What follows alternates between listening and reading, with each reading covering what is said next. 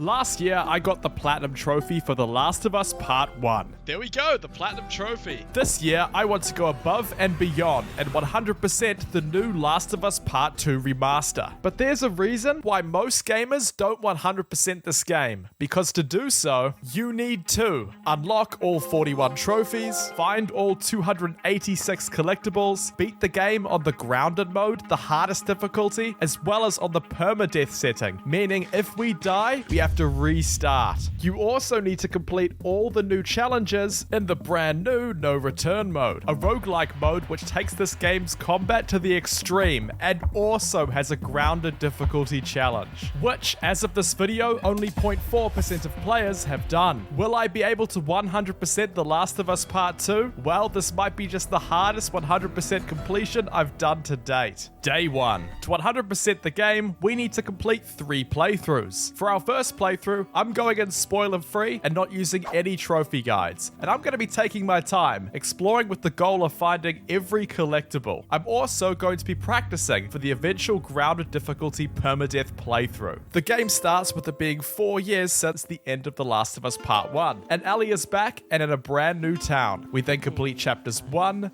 2, and during chapter 3, get our first trophy, Tinkerer, for upgrading a weapon for the first time.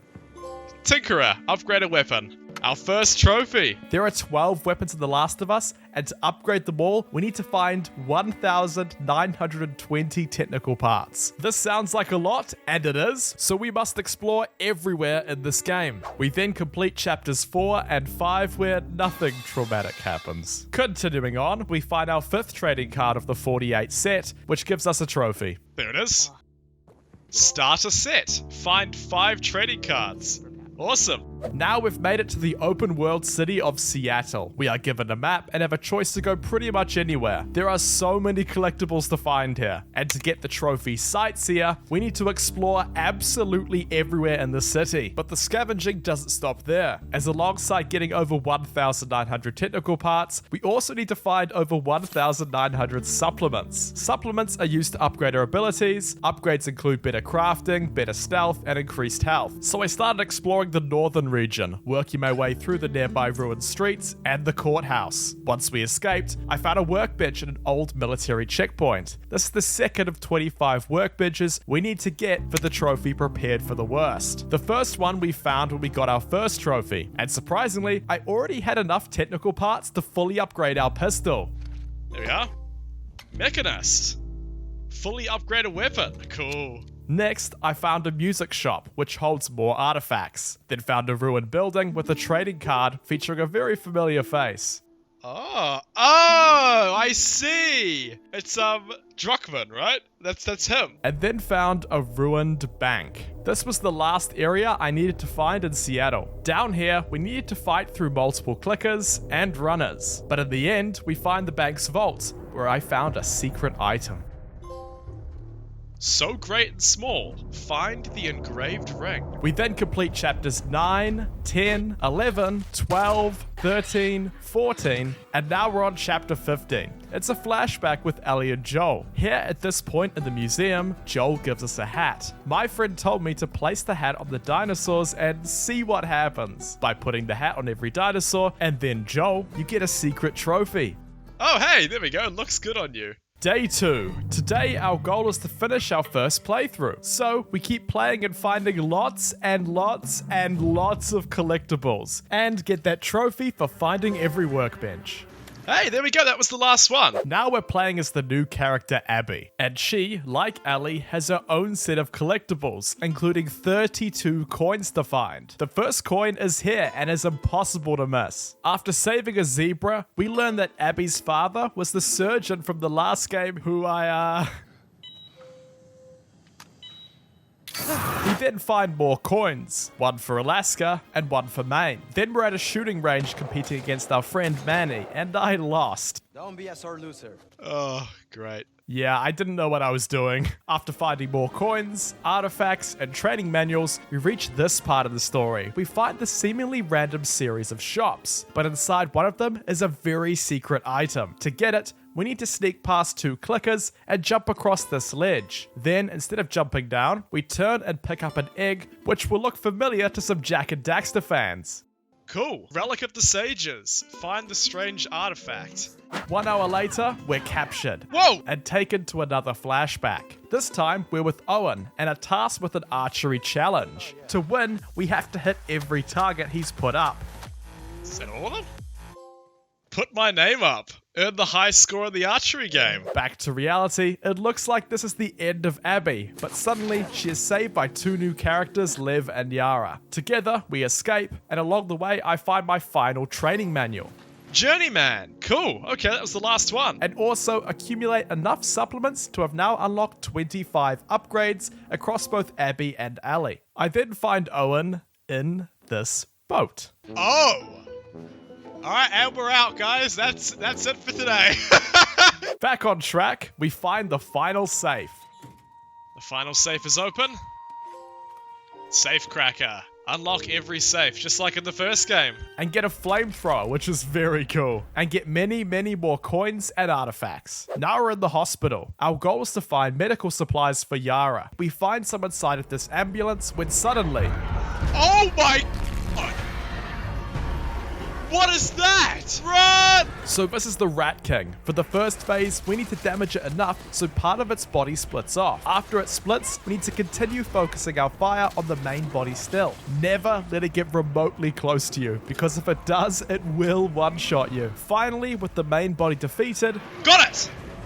we chase and hunt down the part that split and take it out. That was tough, even on normal difficulty. We're coming back here later on grounded difficulty. Will it even be possible? After finding more coins, more artifacts, getting another trophy, and powering through chapters 35, 36, and 37, including fighting this guy, chapters 38, 39, 40, and 41, we are back to playing as Ellie for the remainder of the game. Stay. I can't. This is the final area of the story, and on the way, we find the final weapon available in the game, a silenced SMG. Finally, we find where Abby is being captured. Once we infiltrate the base, we find the 25th and final workbench. Prepared for the worst. Find all workbenches. And also find the 48th and final trading card. Master set! I found every trading card. After clearing through waves of enemies, we find Abby and do the final boss fight. And that's it for our first playthrough. Day 3. After my first playthrough, I had just 1 artifact and just 2 coins missing. Not bad. I'll be getting those in my second playthrough, which will be New Game Plus, Grounded, and Permadeath. New Game Plus means all the upgrades, weapons, and abilities I acquired in the first playthrough will carry over. What Grounded means is enemies will almost always one-shot me, and the bosses have an almost unfair amount of health. It also means that bullets and crafting material are very hard to come across. Throughout my first playthrough, there were so many sections of the game I skipped over because they were so trivial on normal difficulty. But on Grounded difficulty, get ready for some of these sections being some of the hardest experiences I've had in gaming. And let's not forget Permadeath. If I die at any point, I have to restart from the beginning of the chapter, sometimes sending me a whole hour back. Why am I even attempting this? Well, there are 2 trophies, dig 2 graves, and you can't stop this. These trophies only 0.7 and 1.3% of players have achieved. This is a 100% playthrough, so nothing is being left behind. Let's begin. The first few chapters are smooth sailing until we reach this grocery store. This is in chapter 3, and in this room, there are 4 runners and 2 clickers, and all we have is a knife. So yeah, my first attempt went about as well as you'd think. The key to Grounded difficulty is every area you must have a strategy, and almost always you have to be stealthy. But stealth isn't easy on Grounded difficulty. Clickers especially, despite being blind, can actually sense you quite easily. No! For my third attempt, I made it back to the grocery store. First, I took down the clickers with my knife. Then, using some bullets I acquired from those clickers, took down the last few runners. Stand still. Fast forwarding quite a bit, we're back in Seattle, and this time we don't have to explore because we found everything in our first playthrough. My best tip for ground difficulty is 1. Get really good at dodging and running. The majority of encounters you can simply run through without fighting any of the enemies. And 2. Bricks and bottles are your new best friend. With a brick or bottle, you can stun an enemy runner or an enemy soldier and make them within one-shot range for an easy kill. Which brings us back to this guy. This is the first really difficult section of the game, and the first section I died over and over and over again. This section features a whopping 15 enemies, and I have close to no bullets. To start, we need to take down these 2 soldiers quickly. Then, we need to sprint past these enemies within the school. This is very, very, very difficult, but if we get past them and through this door, we could dive into the grass. For some reason, the AI just gives up looking for us and won't follow us through the door. Now we have to climb up here, and then we need to run past these soldiers. If you hug this wall to the left here, you could use this blind spot and just barely pass them in time before being shot. The final crux of this section are the soldiers atop here. If you've got a Molotov, a well thrown one will take them down quickly. But I have terrible aim and I miss them over and over again. And remember, if we die, we have to go back to the start of the chapter, meaning cutting the rope, taking out the guy, taking down these 2 again, and sprinting past all the soldiers and hoping it works out. The final challenge of this section is taking down this soldier that blocks the door, and then hiding and hoping that the enemy soldiers we ran past before give up looking for us for just enough time to open this window. In my experience, this was entirely luck dependent, and they almost always found me hiding behind the window. But finally, I got my lucky break and we made it through. I thought getting past these soldiers was tough, but I didn't realize I had some even more brutal encounters just around the corner. This section can be split into 3 parts. First, the Daydream Cleaners, second, the Olive Stream Market, and 3, the final part, the Bagel Bros building. The Daydream Cleaners features many soldiers, all of which we must run past and dodge all their bullets. Now we're on top of the Olive Street Market, and there are 2 soldiers we want to sneak past. Now, the crux, the Bagel Bros building. This place is filled with soldiers, and our goal is to get past them, and like the window before, to be undetected long enough to trigger the animation that allows us to access the next location. The hard part is it is almost impossible to sneak past this section undetected. Oh my god! As there are so many soldiers, and if one of them sees us, they alert all their friends to track us. How the AI works in this game is essentially the soldiers will always find you implicitly by locking onto you even if you are hidden. What? I was in this section for hours and hours and hours, but finally I got the perfect run. It all started with a clean break past the Daydream Cleaners. Then I sprinted through the Bagel Bros building and climbed up the shipping container and hid by the exit point of this area. After taking down the first soldier that followed us, I waited a while and managed to sneak behind the final soldier that followed us. Yes! Before any more soldiers could find us, I triggered the animation to vault to the next area. Okay, we made progress. That was tough, but we're only 20% done with this game, and there's even harder sections to come, one of which kept me stuck for 8 hours straight. Now I'm at the TV station, and Forrest Gump style, I'm just running past everyone. We're chased into the tunnels, and down here is the last artifact I missed in my first playthrough. But to get it, we have to get past many of the infected. The first area has clickers and enemy soldiers trying to get to us. It took a few attempts to work this out, but if you're fast enough, you could just sprint past everyone and enter the train cart just in time. The next section though is the real challenge. After crawling through this part, there are 2 runners and 2 shamblers. Shamblers are infected that have the ability to let out toxic clouds, and on grounded difficulty, they one-shot us.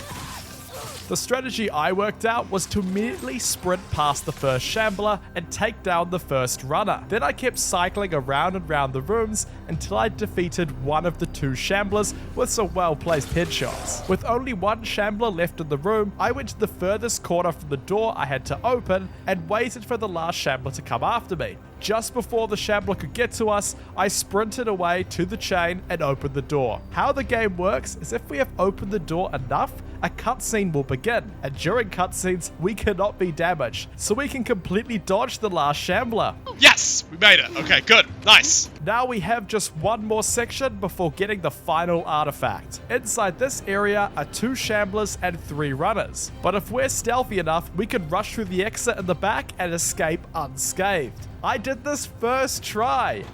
Okay! We did it! This run is going perfectly. I found that final artifact, and now all I have to do is run away from a few infected and...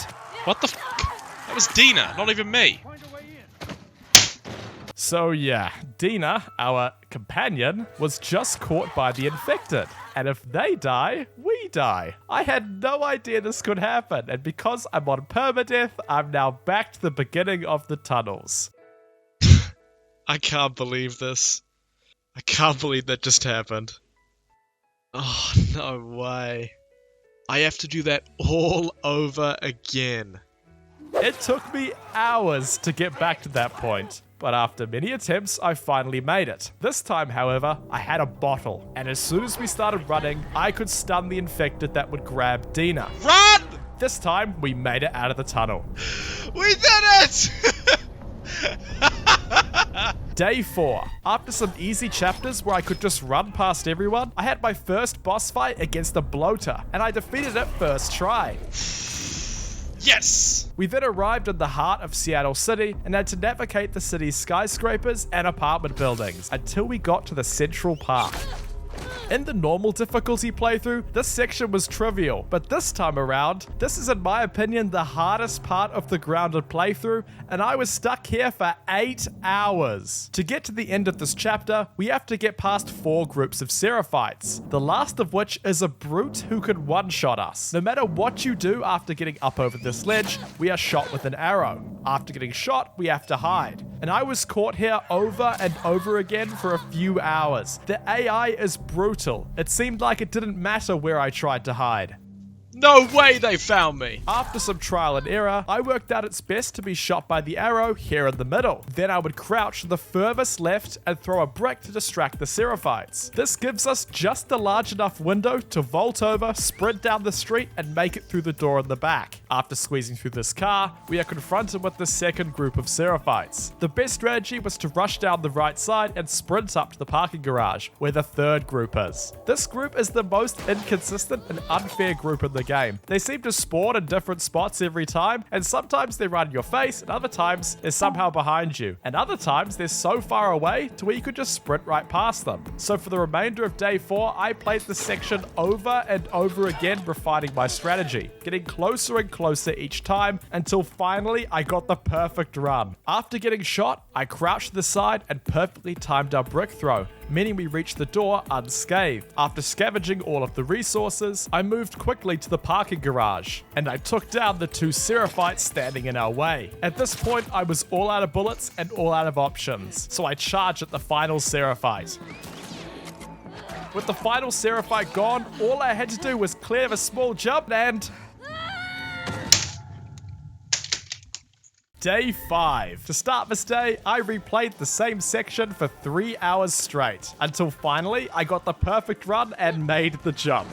No way. That was anticlimactic. Now we have the 4th and final group to take down to complete this chapter. And unlike the last few groups, we must defeat these guys. We cannot run past them. With the materials we found earlier, I built some stun bombs. These were perfect for disposing of the brute, but there were still 2 Seraphites that guarded the door, and they got me. No!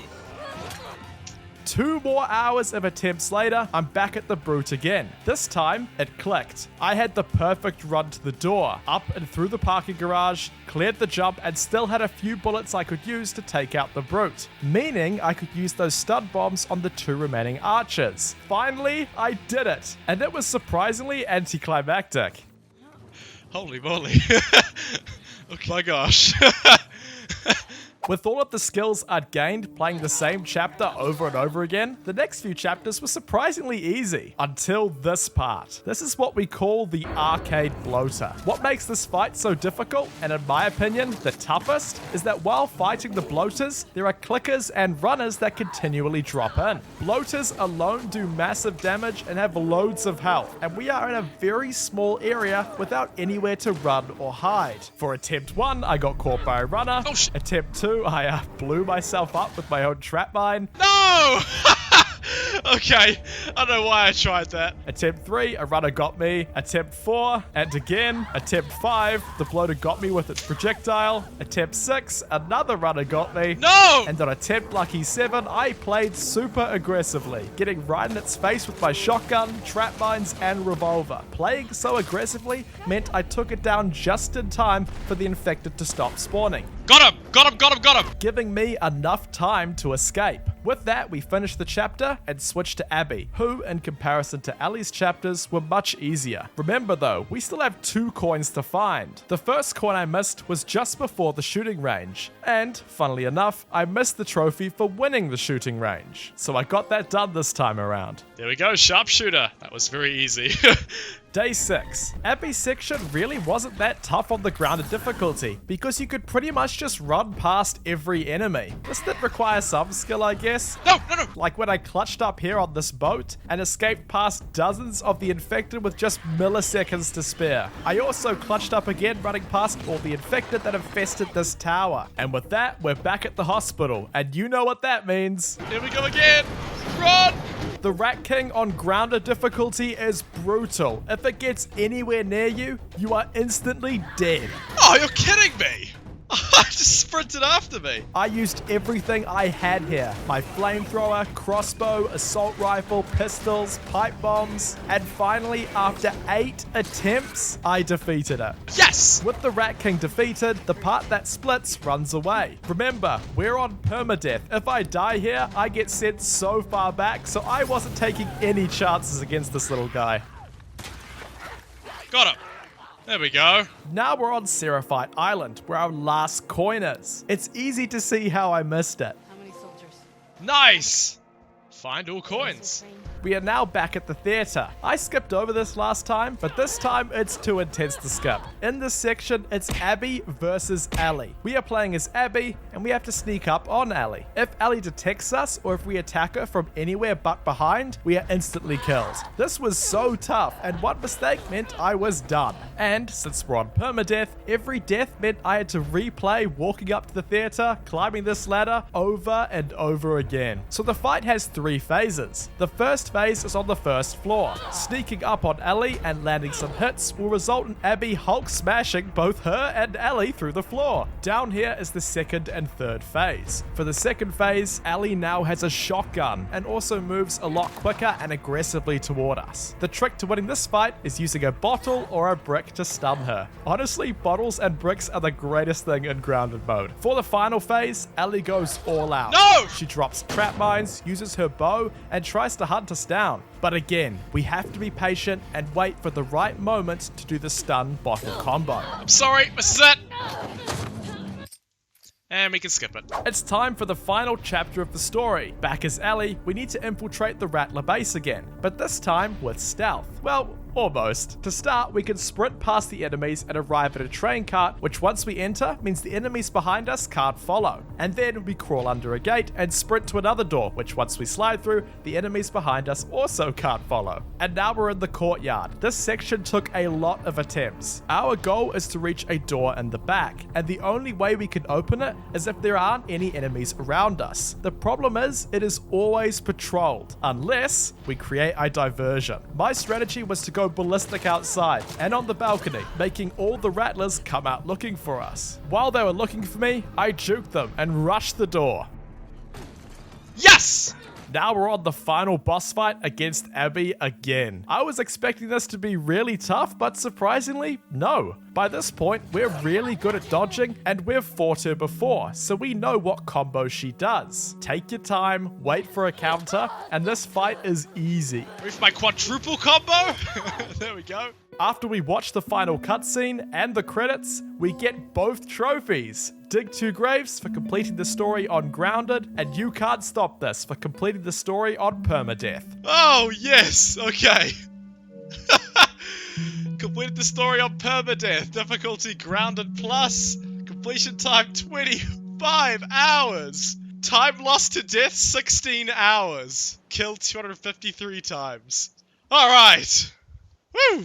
Day 7. The Grounded and Permadeath playthrough drained me for almost 30 hours. But I have one more half playthrough I still need to do, because by some miracle, I still don't have the 1,900 supplements and technical parts I need to max upgrade Ellie and Abby. So I spent day 7 playing through the story again, speedrunning to collect as many technical parts and supplements as possible. First, I found enough technical parts to now fully upgrade the semi-auto pistol, bolt-action rifle, revolver, pump shotgun, and the bow for Ellie. And then the military pistol, semi-auto rifle, hunting pistol, double-barrel shotgun, and crossbow for Abby. And then I got every character ability. I almost had them all for Ellie, but still had a few to go for Abby. So I sped through the story until Abby's section and searched high and low for the remaining supplements. And with this being the last base game trophy, I got this game's platinum trophy. We did it!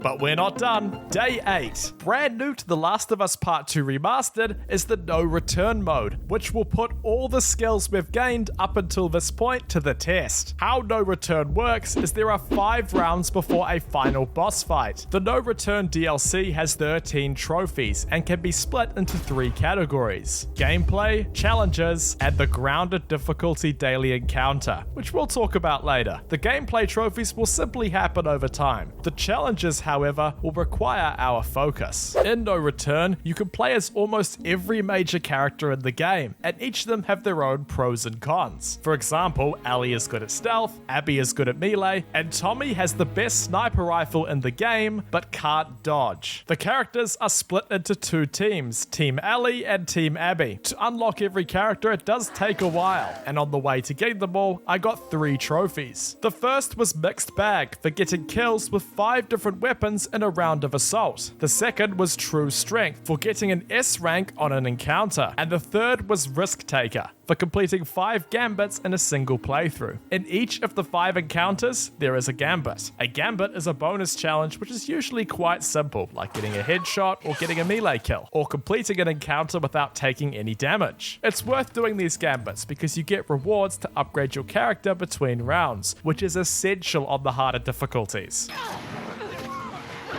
Ooh, Risk Taker. Complete 5 gambits in 1 run of No Return.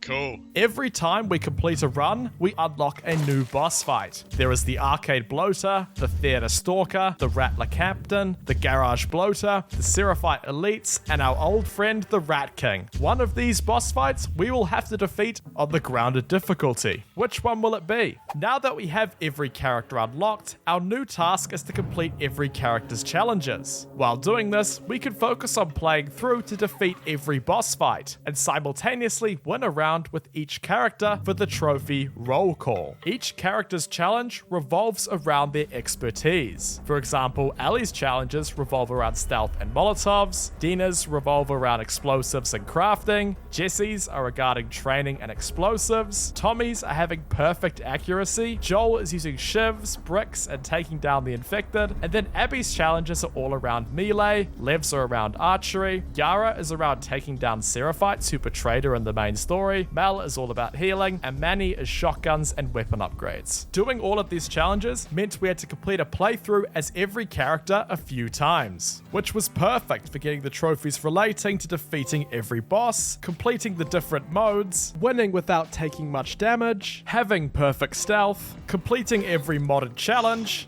There we go, modded! Complete an encounter with each mod and No Return. Awesome. And finally getting that trophy roll call for winning a run with every character one time. With this, we have finished almost all the character challenges, but some characters have particularly complex challenges. For example, one of Lev's challenges requires us to craft 20 arrows during just 1 run, which is surprisingly tricky with there being not that much crafting material available. There's also Ellie, who has a tricky challenge, which is entirely luck-based. What you need to do is acquire every gun within a single run. How you get guns is via the weapons vendor in the lobby. The issue is the vendor is randomly generated, so you could easily miss out on a weapon or two. I got lucky and it only took 2 runs to complete the challenge. And with that, we'll get what I think is the best outfit in the game. There we go, Savage Starlight. Looks pretty cool. But then there's Mel's final challenge, which requires us to use a med kit to heal 80 health. Here's the problem though, Mel can't do it. Med kits stand alone heal less than 80 health, and you need a particular ability upgrade to get it to 80. Who is the only character that can learn this ability? Ellie. This is the only instance where you have to play as a different character to complete an alternative character's challenge. There we go, Team Abby. Complete all Abby faction challenge tracks. So we completed the last Abby challenge as Ellie. How ironic. And with that, we simultaneously finished every character challenge. Here we go, Team Ellie. Day 9. Today, we have the final challenge of The Last of Us Part 2 Remastered. Complete the Daily No Return Challenge on the Grounded difficulty. The Daily No Return Challenge is a developer-designed challenge that changes every 24 hours. But here's the catch. If you die once during any of the encounters, that's it. You lose your chance at the daily challenge and have to wait until the next day to try again. So by doing this on Grounded, I'll be achieving 2 trophies. One for finishing a daily challenge, and another for doing it on the Grounded difficulty. But remember, if I fail this once, I have to wait an entire day before I can try again. Or so I thought. You see, there's actually a trick you can use to prevent us from having to wait until tomorrow. All you have to do is simply upload your save file to the PlayStation Plus cloud. And if we fail for some reason, just simply reload that PlayStation Plus save and we can try again. So the challenge is still there, but not the waiting. But before I started my final run, I went ahead and unlocked every extra. You see, playing this game earns you points, which you can use to buy skins, character models, mods, and cheats, which no, you can't use in the Grounded challenge. So now I have everything you could possibly earn unlocked. Now it's time to begin our final run. For Encounter 1, it was an assault mode. The key to this one is being stealthy and running around looking for bricks and bottles so we could do those simple instant kills. Encounter 2 was Capture. For this mode, we have to take down a group of enemies. Before this round, I bought the hunting rifle from the weapon vendor so I could take down the group from a long range. After landing my first shot, they all scrambled, so I found more bricks and more bottles and got them one at a time until there was just one left who I swiftly disposed of. Gotcha. Encounter 3 was a hunted mode, which is perfect for the Grounded difficulty, and all the practice I've done running away from everyone in the Grounded permadeath playthrough. In Hunted, we have to hold off for a few minutes, sprinting away from the infected. In this office level, there were plenty of areas to vault over and sneak through, so I would simply go from one side of the area to the other through the cracks in the wall, and the infected could never get close to me. Cool, nice. We made it. Encounter 4 was another capture mode. First things first, I used the Molotov to take down a few of the Seraphites at once. Okay, 2 down. Then I kept cover and waited for enemies to come to us so I could take them down as they came around the corner. Got him! Nice! So far, so good. Encounter 5 was brutal. In this encounter, it had one of the hardest mods enabled, Invisible Enemies. And we're going against the infected, so they could be charging at me and I wouldn't even be able to see them. But I worked out a trick. That's right, the bricks and bottles clutch up again. They still lock onto enemies even if they're invisible. So I would keep one handy to see if an enemy was approaching me and then use my game sense to line up a headshot.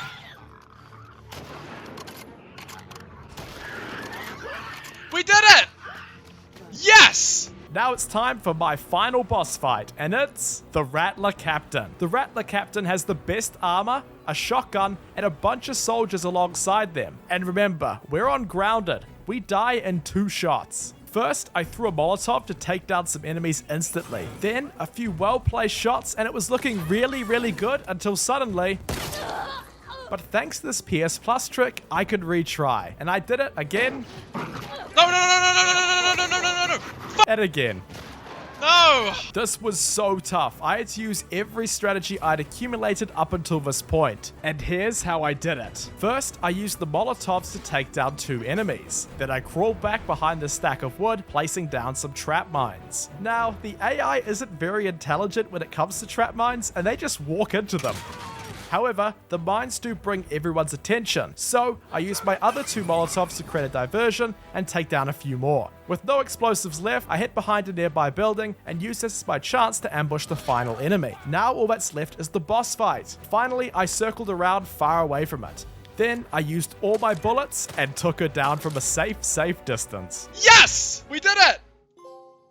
May your survival be long, win a daily run of no return, and may your death be swift. Win a daily run of no return on grounded difficulty. And that's it. I've got every trophy, unlocked everything, and completed the game's challenges on the hardest difficulty. The Last of Us 2 was brutal, but I have a feeling that these games will be even more difficult. And if there's one that you want to see, let me know in the comments below. Thanks for watching.